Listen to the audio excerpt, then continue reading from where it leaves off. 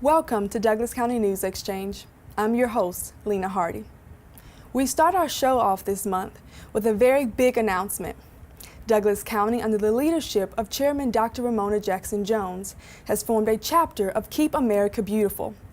The kickoff celebration and ribbon-cutting ceremony was recently held at the Douglas County Courthouse, and here is part of that event.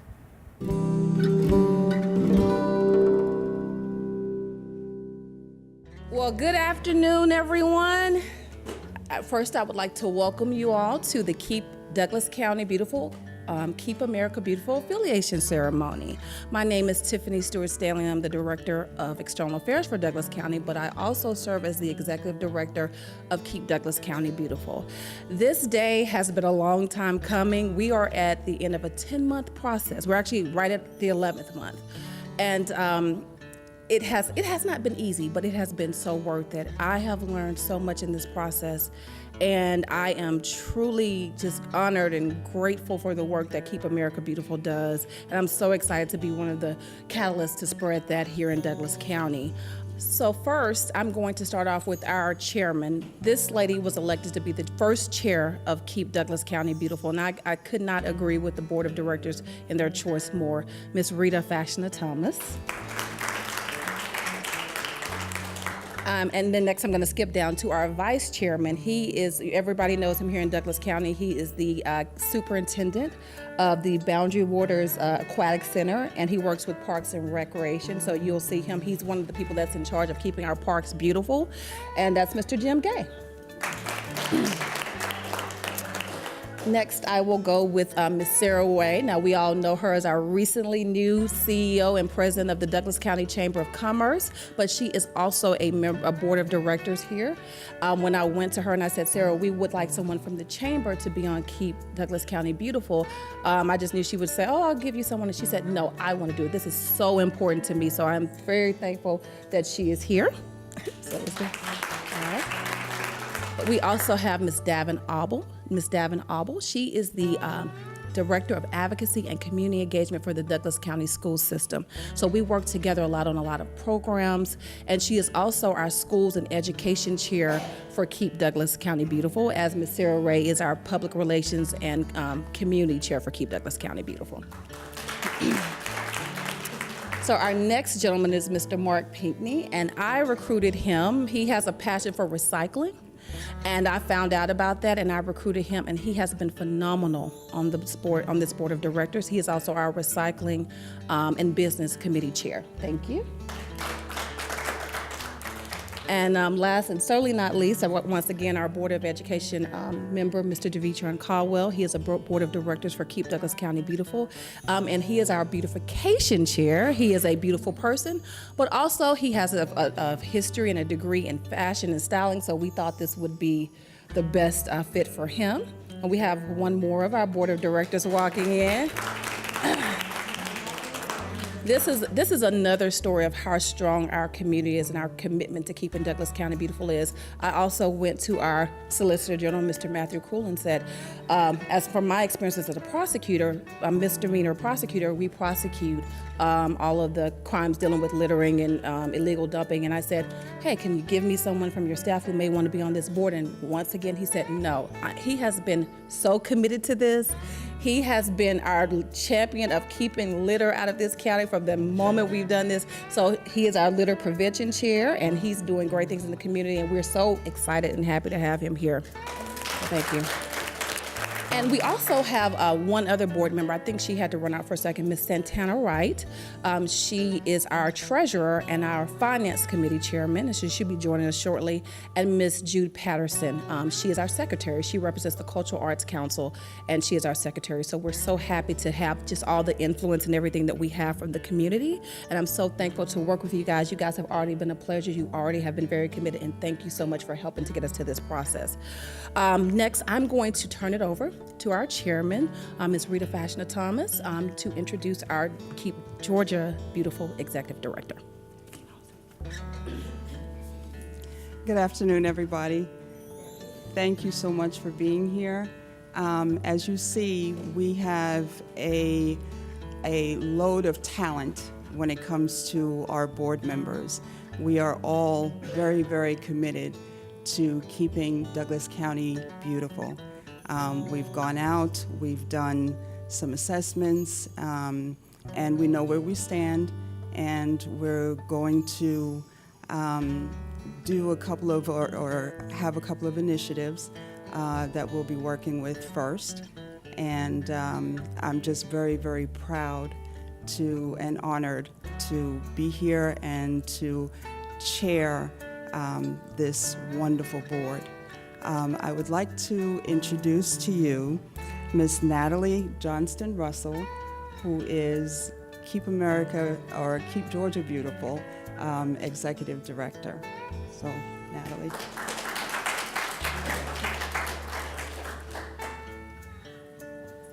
Hi, everyone.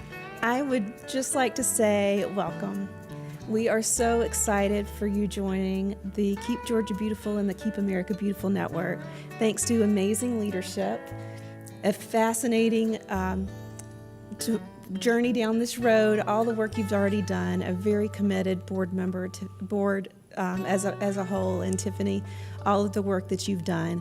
You've already done so much, and we appreciate that and are really excited to see what continues in keeping Douglas County clean, green, and beautiful. So welcome to our family.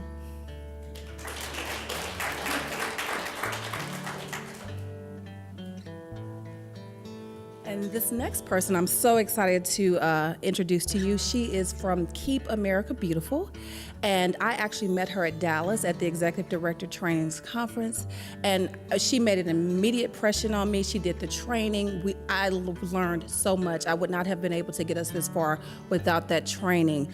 And she has been with Keep America Beautiful for 20-something odd years now. But she is so well respected in this organization, and she has been such a catalyst and a force in Keep America Beautiful, and I am so excited that they sent her here for us today. So I introduce to you Miss Sue Smith.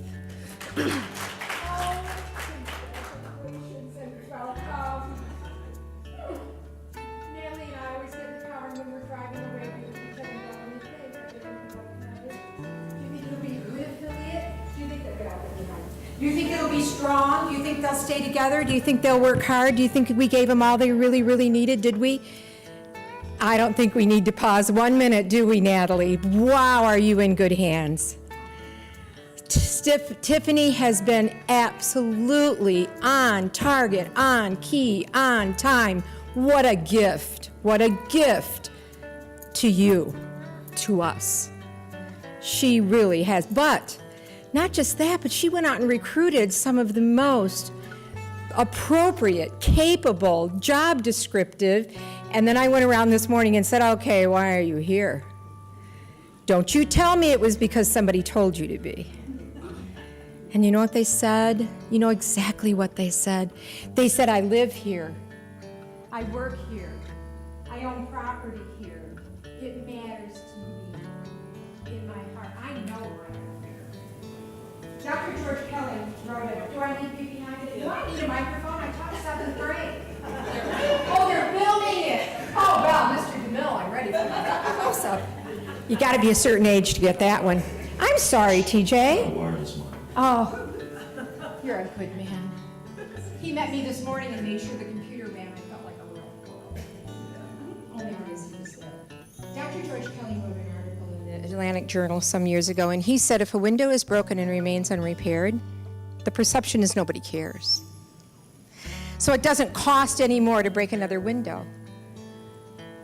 And where there's broken windows, there's damaged signs, there's litter, there's tall weeds, there's bars, there's neglect, there's rust, there's dirt, there's filth. And where that happens, the community suffers. People go behind the window, they slam the door, and they put up a bar, and they make sure they're safe at night, hopefully. And that is not the way to make it go. And I said to him, I had the great honor of working with Dr. Kelly. Now, he's the one that did the whole New York, this is all neighborhood policing stuff. This is criminology stuff, right? We're not talking criminology. Keep America beautiful, keep Georgia beautiful, keep Douglas County beautiful. We know that if we clean up that litter, cut those weeds, help that senior citizen that can't get their fence fixed or painted, go out and be a help to the law enforcement and the code people. We're going to keep that community at a level that is safe and clean and beautiful, because everybody deserves that. You live in a beautiful place. It's such a treasure to come here and stand in front of you and say, keep it beautiful. Natalie and I sometimes go into communities and it's kind of hard to say keep, because they need to get beautiful. You have it. It's a jewel. You are not ignoring all these square miles that need your love and attention and care. And you are the stewards of that. And it is a privilege to stand in front of a board of directors as you have just seated here today. You're going to be just fine. You have support at the highest level. You have support at the administrative level. And you got cake. Really? We don't get cake? Seriously, it is my pleasure. It is my distinct honor. It's not easy to join Keep America Beautiful. We kind of like it that way. We think if we have standards and metrics and measurements and training and requirements, that we will get the best of the best. Because if you don't want to do your homework, I'm a recycled school teacher, if you don't want to do your homework, you can't have our gold star. Sorry. And you know what? You've got to keep doing your homework. You're going to report every year. You're going to redo that litter index. You're going to go back and look at your code and your enforcement and your law and your volunteer base and your schools program. And it's going to take a while. It's not going to happen this year. We don't want to run the board ragged and make them run away. We want them to reach out and embrace others who share your passion and your mission. And so it's my distinct honor, if you would be so kind as to come forward. I would like to present and officially certify you. Yeah, would you help me, Natalie? Let's make it so we can read the logo.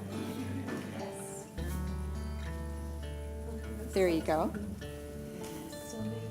No, that's fine. That's fine. We're going to have plenty of them. On behalf of the Board of Directors of Keep America Beautiful, headquartered in Stamford, Connecticut, I certify Keep, I have to look, Keep Douglas County Beautiful, the very newest affiliate of Keep America Beautiful and proudly a member of Keep Georgia Beautiful. With our gratitude, and we're going to keep an eye on this student, so you be sure to keep an eye on yourselves. Thank you very much.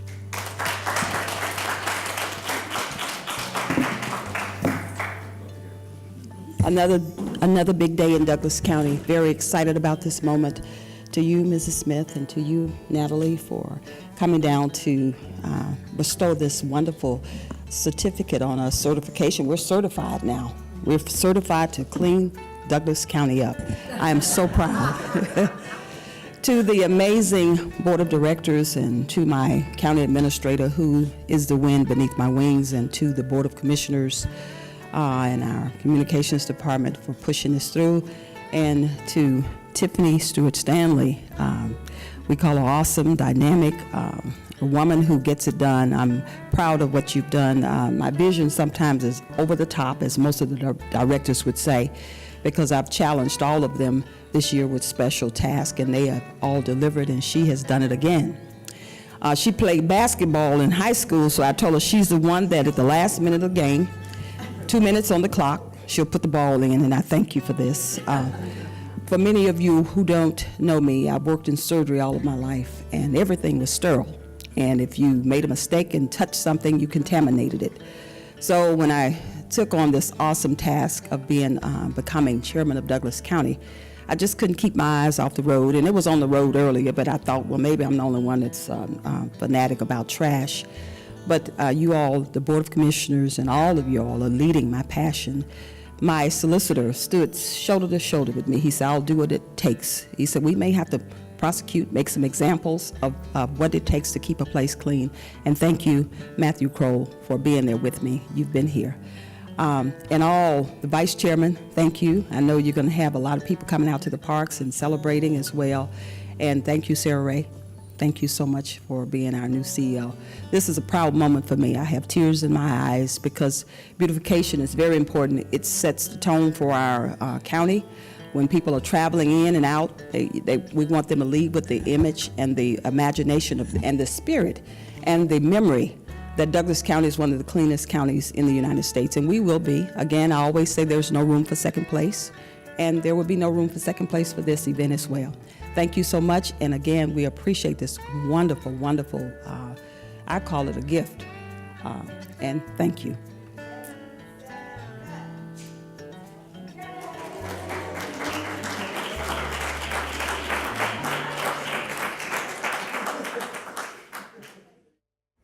Did you know that if you live on Bankhead Highway, your address may be changing?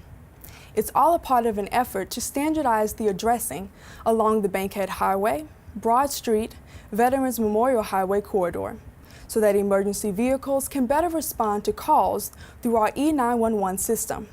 Here is the press conference to explain the details and why it is so important.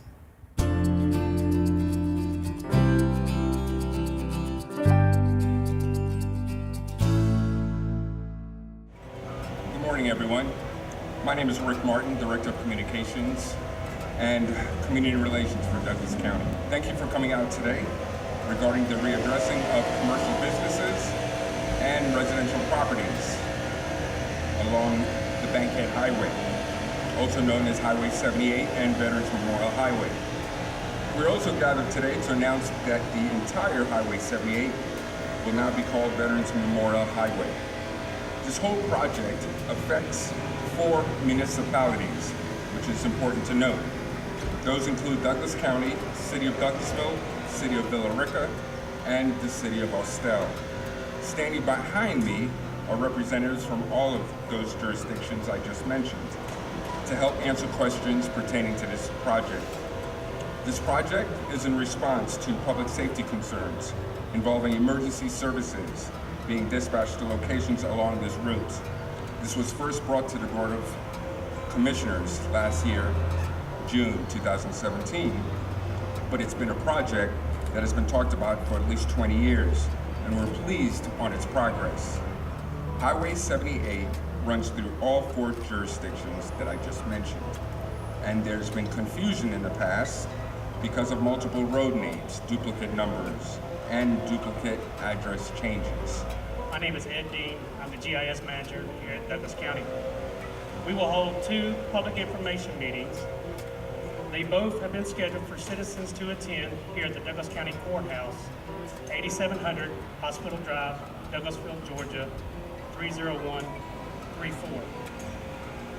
We have 2 poster boards with dates that indicate those meetings. The first meeting will be held Tuesday, May 8th at 6 p.m., with the second one being held Wednesday, May 16th at 6 p.m. Both of these meetings will be held here at Citizens Hall. And again, these meetings are open to the public. At this time, we'd like to take this moment to open things up for questions.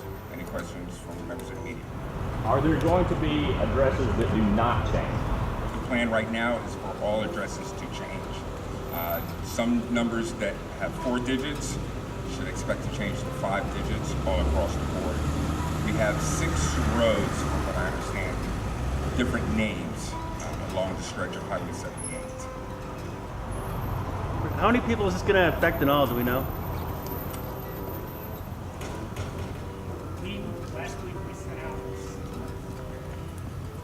Last week we sent out, I think it was 647 letters indicating this project. But this went out to the physical address and also the mailing addresses, because along that route there's a bunch of businesses. So some of those addresses are out of state or out of town.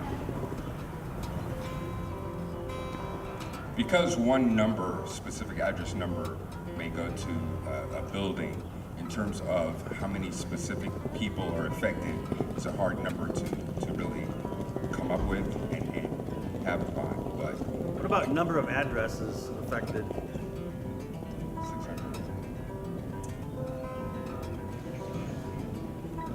That's a question we can get an answer, at least before the first meeting. We'll get an answer on that. All right. Well, thank you all for coming. Appreciate it. Have a good day. Summer is right around the corner, and many parents send their children to summer camps. In order to keep children safe and to help choose an accredited camp, the Bright from the Start and Quality Care for Children organizations have created a public service announcement. Summer camp should be fun, but it's also important that summer camps be a safe place for children to play and learn. Ask these questions. Is the camp licensed or exempt? Are the staff screened, and how? Are the staff trained in CPR and first aid? Be a wise consumer in selecting the right camp experience for your child. Visit qualityrated.org or call 1-877-ALL-GA-KIDS. A message from the Georgia Department of Early Care and Learning and Quality Care for Children.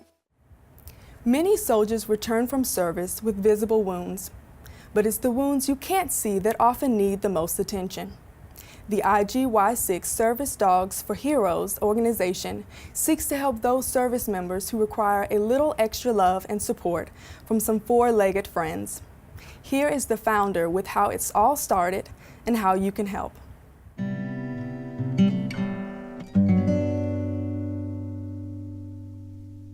IGY6 is a military term they used in World War II to pilots, and the pilots which basically says, I got your six means I got your back. Well, I was a veteran myself. I was in the Army, and after getting out of the Army, you know, trying to figure something to do and keep myself busy. I drive a school bus also for Douglas County, and they called me up, and Buster, who was behind me, he came to my bus every single morning. I was just basically rescuing a dog, and I was going to find him a new home. Well, Buster got me started with dog training. We went out to different classes and all that, and the trainers there says, you're a natural, you should start doing it for a living. And then I started following different trainers all over the country, and Buster and I have been together ever since, and Buster, Big Boy, they're the two dogs that help train the other dogs. IGY6 came into hand because of a teenager that I knew named Stephen Akins, who went into the military, and he did 4 tours, combat tours. He lost his fight to PTSD, so I promised him and his mom, because I was almost like his dad, because he lost his dad when he was 3, that we'll try to save other veterans, and that's why we brought IGY6 together to help veterans, and we also help veterans and their families, going through that grieving process, and the dogs will help us out a lot doing that. Well, basically what happens, we save 2 lives at once. We work with our veterans and their families, and we use all rescue dogs. They'll come from our local pounds, people donate them to us, or our rescue groups. We have a few rescue groups we work with.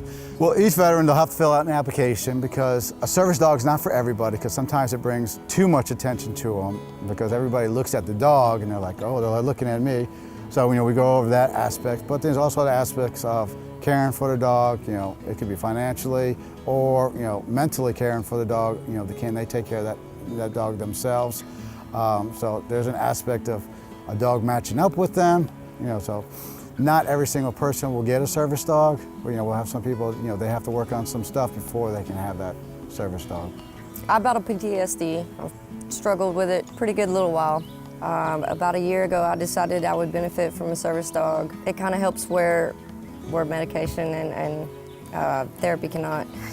So I was searching for about a year to see what the resources were, if I could get a service dog.